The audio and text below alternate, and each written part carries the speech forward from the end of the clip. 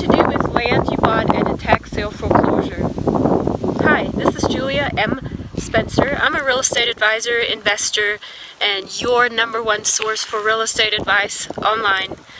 Welcome to beautiful Red Rock Canyon National Park here. It's just outside Las Vegas where I am this week. I was at some tax sales earlier the week, a couple days ago actually. It's very windy here, so I'm really apologizing for the wind noise. We're going to try to edit that out, but there might still be a problem, so we'll see.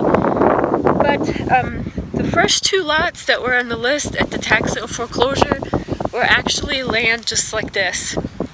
Not exactly this, because I haven't actually looked at them, because I didn't bid on them. But somebody, I guess they auction off pieces of land just like this, undeveloped, in the desert, no utilities, no streets whatsoever to lead here, and they auctioned these off, and people have bought them.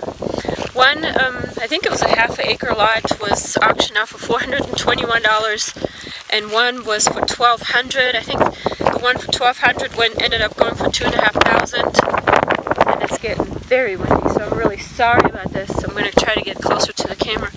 But people bought them, and you kind of wonder, why do they do that? What is it for? What can you do with it? I generally don't advise for buying land if you're a tax sale foreclosure investor, because you can't really do anything with it. You have to actually do something to it to get some sort of revenue out of it, and then you can get stuck with having to pay the taxes on it. But what people have done, and what people do, is they buy these sort of kind of worthless pieces of land, and they sell them really, really cheap to somebody, anybody, people with kids or something, for a graduation gift. So I could buy this piece of land, let's say, for $1,000, and then I sell it to somebody online for $50. And of course now I have a huge tax write-off because I have loss. And I can deduct that off my taxes and offset some of my other income that I have. And people do that all the time. Now you do need to check with your tax professional how you would exactly do that, because the IRS code is very specific on whether you can deduct the price that you actually paid versus what the land is appraised as. And those could be completely different numbers. Either way though, you can do this, you can purchase land like that, and you can donate it also to charities or something. And probably like a church would be best, because they wouldn't have to pay taxes on it. Again, check that with your tax professional, because I'm not sure about a lot of those rules on donations, but I have done that before. I have, inadvertently purchased bad land and ended up just donating it and getting the tax write-off. Another thing that can happen is that you purchase a piece of land, and later on, for some reason, it's determined, like say, which can happen out here in the West, is that the land actually belongs to Indians. And so you can't really do anything with it.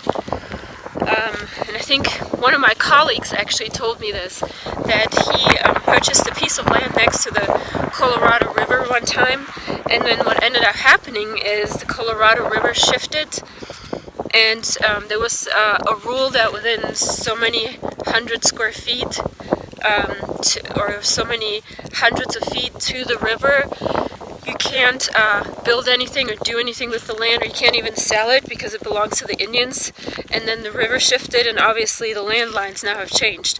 So what he did, he just went back to the county or the taxing authority and basically told them, made an application for a sale and heir. This is all new stuff that I just learned, So a sale and heir, and then they would just give him his money back.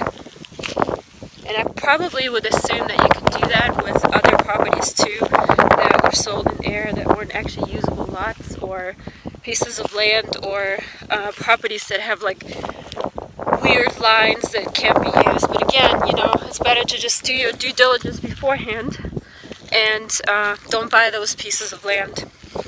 In my newest book on tax and foreclosure investing, there's a whole big module, actually several modules, on due diligence.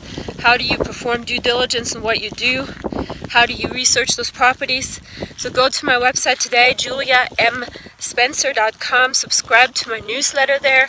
And you can also go to that website, juliamspencer.com, to purchase my newest audiobook here soon, as it's up. and learn all the tips and tricks on tax foreclosure investing. And with that, I wish you a great day. Happy investing. I'm Julia M. Spencer, your real estate advisor online. For your free guide to real estate investing, visit juliamspencer.com.